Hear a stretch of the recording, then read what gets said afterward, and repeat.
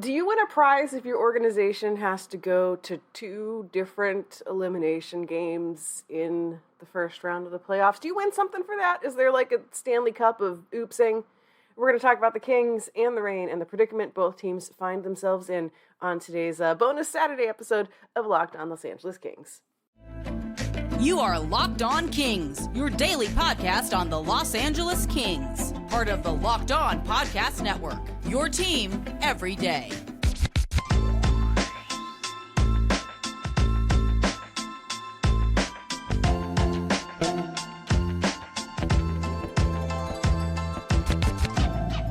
Hey everyone, this is Locked On Los Angeles Kings. As always, I'm your host, Sarah Avampato. Excited, sort of, I guess, to be here talking about your favorite hockey team and mine, the Los Angeles Kings and or Ontario Reign, one or both of which you might be kind of upset with at the moment. Depends on like your outlook on the season and where you think the team should be and all that stuff. If you have missed the memo somehow, if you were, off in space or something, the Kings blew a chance to clinch their series against the Edmonton Oilers. They lost at home, sending things to a decisive Game 7 in Edmonton tonight, which is terrifying.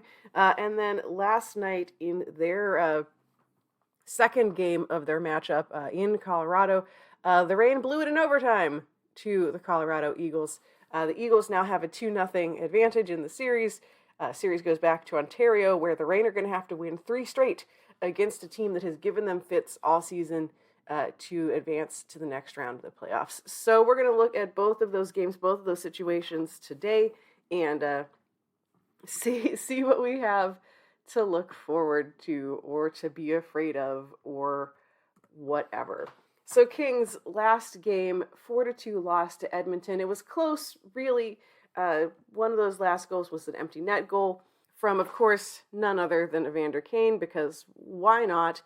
Tyson Barrie got the go-ahead goal late in the third period, and just once again, the Kings special teams just really could have made their lives a lot easier.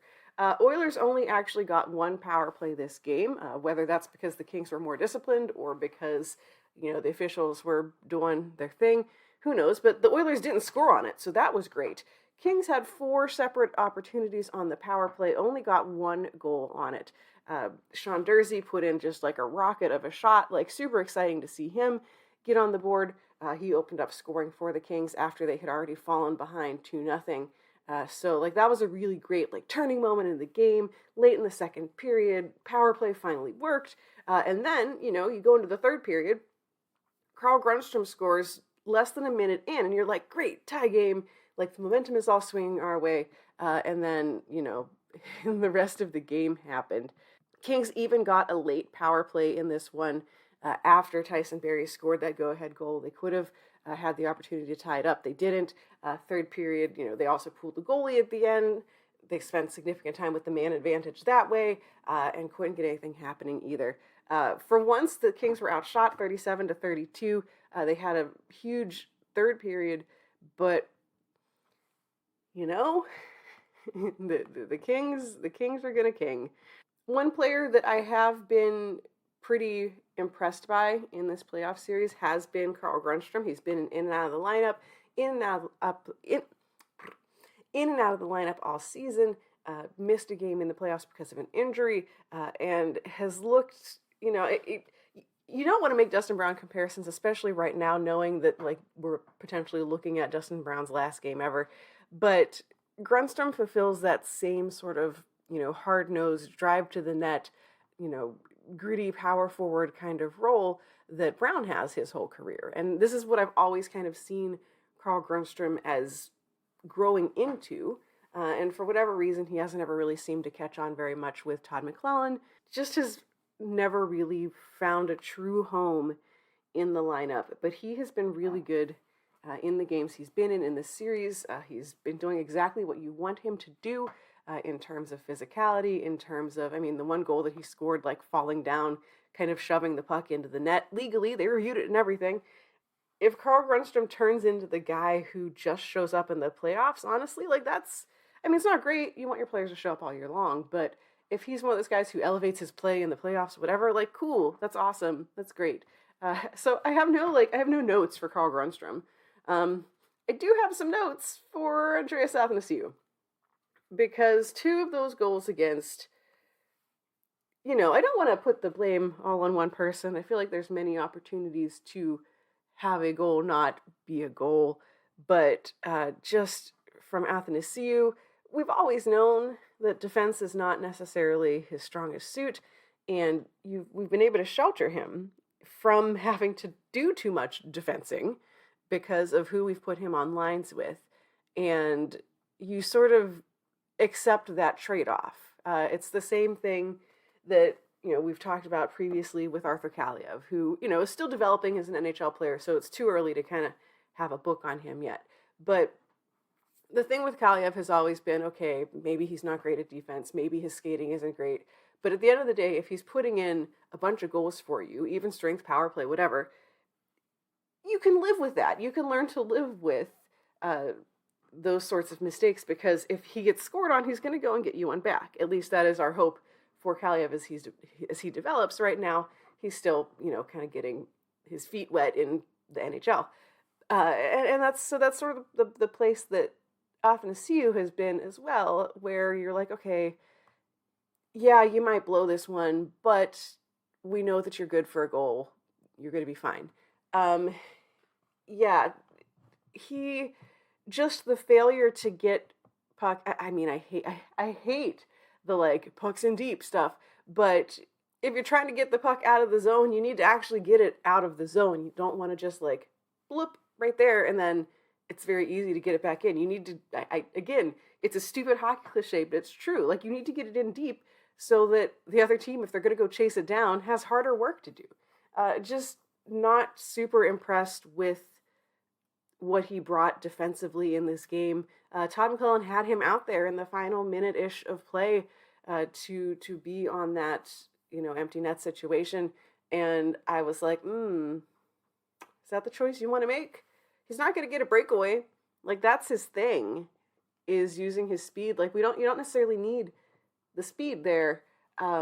Just not great. And I feel bad because I really wonder what this season would have been like for him had he not dealt with so many injuries with COVID. I think he was just in and out of the lineup. It was hard to get consistent time, hard to really get in the feel of things. And so, I wonder if he'd be in a more comfortable situation if he'd actually played most of the season. And instead we have what we have, which is, if Athanasiou is sat this next game as a healthy scratch, I don't think anyone's going to complain about it, because he didn't bring anything offensively to make up for what he sort of lacked on defense. So that was bad. Didn't like that at all. We're going to take another couple of looks at that game and some notes from it coming up next. But before we get there, let's talk all about Built Bar, because yesterday I was super excited to get a package in the mail. Came to my door, opened it up, and it's a box of Built Bars. Not only is it a box of Built Bars, but it is their brand new flavor. It is the birthday cake puff. If you are the person who basically goes to parties for the cake, if you are the person who is oh, there's all this extra icing left over, I'm going to go eat it. If you're that person, if you're me, basically, these are basically made for you.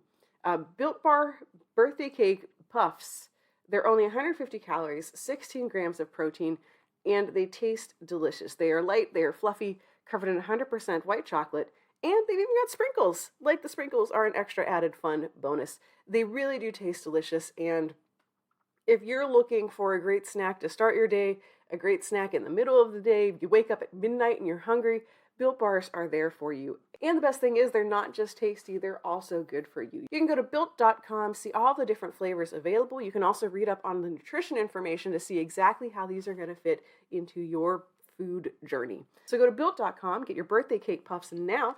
Also check out, like I said, all the other flavors available. Use promo code LOCKED15 and you'll get 15% off your order. That's promo code LOCKED15 for 15% off at Built.com. Thanks, of course, for making Locked On Kings your first listen of the day this Saturday. For your next listen, make sure you're checking out the Locked On Now podcast. You can get nightly recaps of every NHL game all through the playoffs with analysis from our local experts. The show is free and available on YouTube or wherever you get your podcasts. So we're down to a Game 7. And on the one hand, I tweeted this and I think it kind of resonated with a bunch of you. On the one hand, like, no one expected the Kings to be here. Like, okay, sure, I made my, like, bold, wacky prediction. Yeah, the Kings are a playoff team. But, analytically, none of the numbers said the Kings should be here. Of course, Hockey World didn't expect Vegas to fall off a cliff. Hockey World didn't expect Philip Grubauer to, like, forget how to goalie. And here we are. We made it into the playoffs. That's awesome. So as we've been saying all postseason long, the Kings are basically playing with house money. No one expected the Kings to be here at this point in time in the season, in their rebuild. And so, yeah, sure, no one is looking at this thinking, the Kings are going to win the Stanley Cup in their, like, first year bouncing back from, obscurity. No one's thinking that. Like, if you are thinking that, I mean, bless your heart. But we're basically in a situation where if they lose, it sucks. Like, no two ways about it. Like, it's going to be disappointing. And I think the fact that we are going to be disappointed if the Kings lose says something about where this team is and our expectations for it. Because you look at them, and in their best moments, like in the game that they shut out Edmonton, in their first game of the series, you look at them and think, maybe they could do this. Maybe they are, like, at least, like, conference finals material. And then you look at them, in their terrible games 2 and 3, and you're like, oh, buddy, you don't even belong here. But so, like, it's good that we're going to be disappointed if they lose, because it means that we have expectations for them. It means that the team is in a position to, like, actually do something. And to have fans be upset because they're not as good as, like, they should be, it's better than being upset because you're like, oh, well, it's another terrible year. It's another top 10 draft pick. Like, I'd rather be upset because my team is good but not good enough than be upset because my team is bad. Maybe that's just me. But so, like I said, it's, on the one hand, yeah, okay, if they lose, whatever.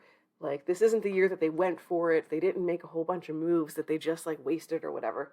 But on the other hand, yeah, we're going to be disappointed. It's going to be really frustrating to see the Kings, if they do lose this series, because we can pinpoint a lot of the things that went wrong that, had they not gone wrong, could have won the series. The biggest thing really is special teams. And I feel a little bad because all of Kings hockey Twitter is basically like, don't even let Marco Sturm back on the plane, whatever. And I get it. Like, I certainly have called for him to move on as well, because there's no reason the special teams should be this bad. The Kings, even if you take out the sort of, like, defensive lapses by, like, Athanasiou in this last game, each one of these games, except for maybe that, like, blowout, like, whatever, 8-0 loss or something, even that one, it escalated very quickly, but, like, it didn't have to be that way, because the first period, you could have come out of it being like, all right, like, things are okay, if you had scored on a couple of power plays. And so I think that no matter what happens in this offseason, that's something that the organization needs to look at. There is no excuse for the special teams being this bad. Sure, they don't have Drew Doughty, and I know that that's a big missing piece. Sean Walker also, I think we kind of forget about him because he's, much more of a quiet player. But, missing those guys on the blue line has certainly hurt. But the power play was also bad last year and the year before and the year before. And I get the argument that, like, the power play has always been bad, like, historically, but that's not a reason to just sort of sit back and accept it. If something has been going wrong in your organization for 10 years, despite coaching changes, despite what personnel changes even, just throwing up your hands and being like, well, it's always been bad, it's always going to be bad. Like, that's not acceptable. Like, you have, there's, unless, like, the Kings are haunted by ghosts or, like, a witch's curse or something that has doomed them to never have a good power play, there's always something you can do to fix it.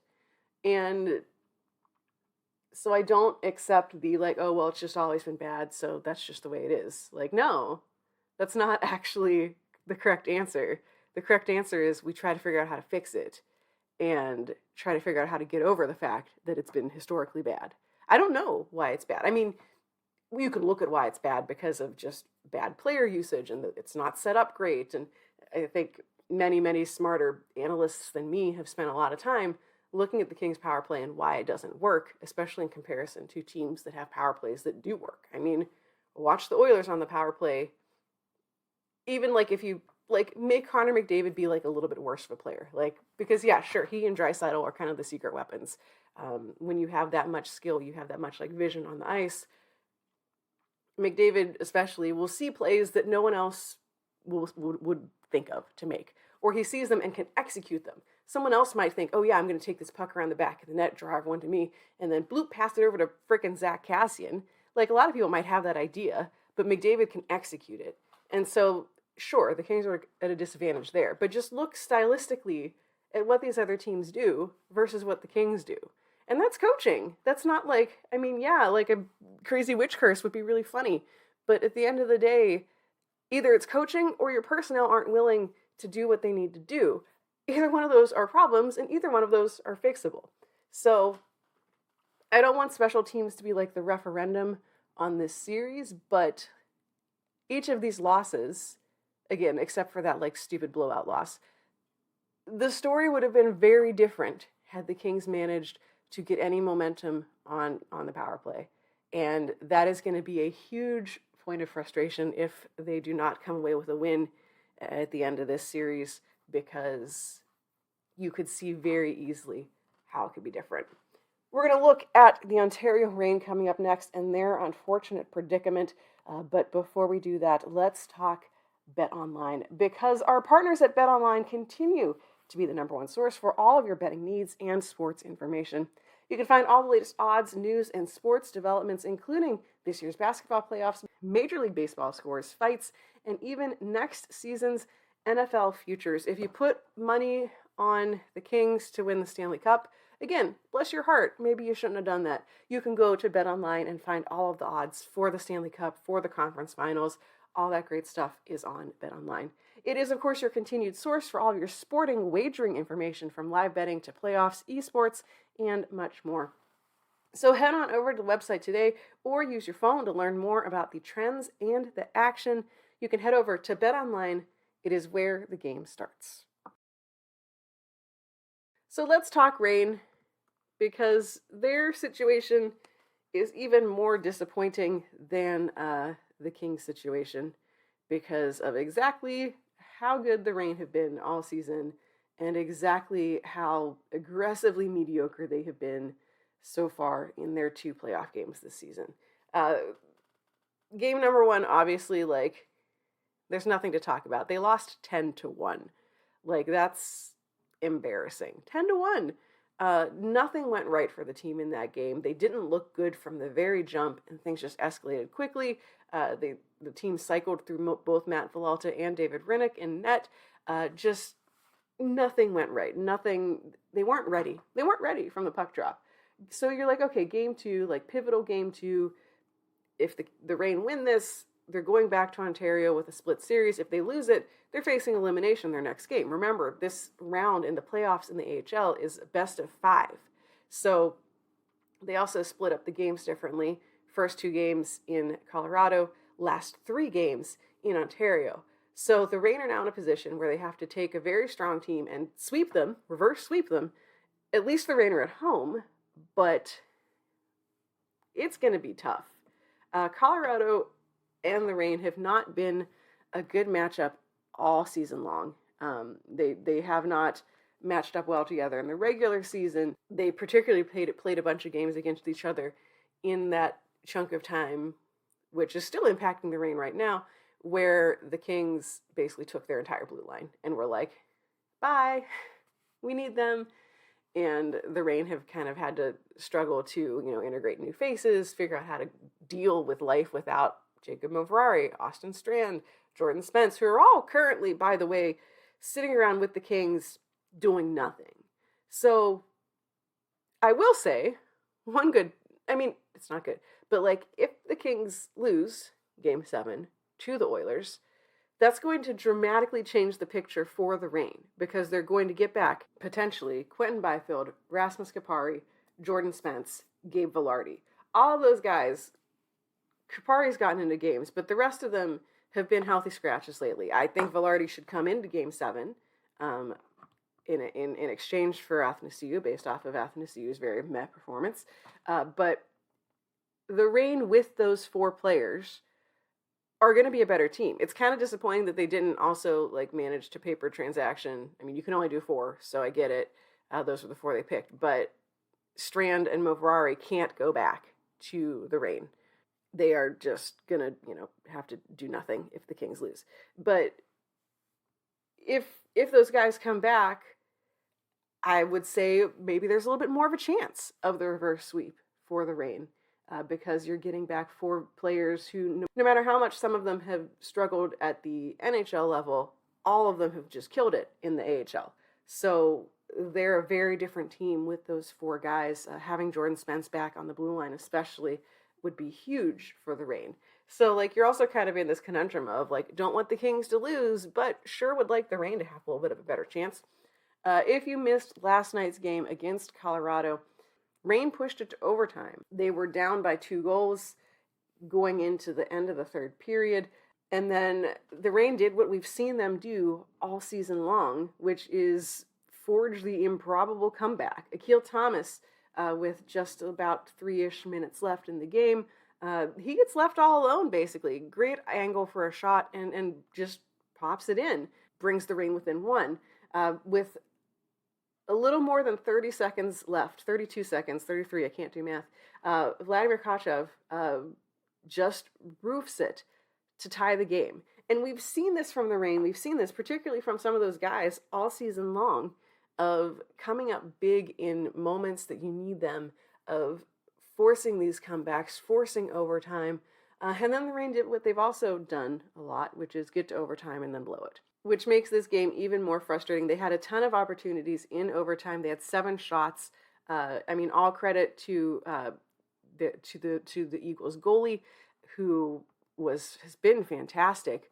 And if the Reign lose this series, there's going to be 2 stories behind it. One is they totally got goalied by the Eagles. 2 is that apparently somehow the Reign, with not just the best power play in the league in the regular season, but in AHL history, has gotten 0 power play goals this playoffs. Colorado's penalty kill in the regular season, decidedly mediocre, but Colorado has just been killing them on the power play. They've certainly gotten their fair chance. They had 5 opportunities in this game and just couldn't do it. The Reign also struggled big time with discipline in this game. At the end of the game, at the end of the first period, Martin Ferk took a 10-minute unsportsmanlike conduct, so he basically missed half of the second period. At midway through the 3rd period, TJ Tynan just jumps into a scrum, honestly kind of uncalled for. I would love to know ice level what sparked that, because he isn't the type of player to just jump someone for no reason. So something had to have happened, but we'll never know. But he gets 2 minutes for roughing, 10 minutes for continuing an altercation, which puts him out of commission for the entire rest of the 3rd period and the beginning of overtime. So when 2 of your most reliable players in terms of scoring, or at least in Tynan's case, particularly in terms of setting up other teammates, when 2 of them are spending a combined 20 minutes in the box, not to mention, other penalties that were taken, that's not great. That's not great. That really is going to impact your chance. The Reign also, in the beginning of overtime, the Eagles took basically 2 back-to-back penalties, and the Reign couldn't capitalize on either of those. So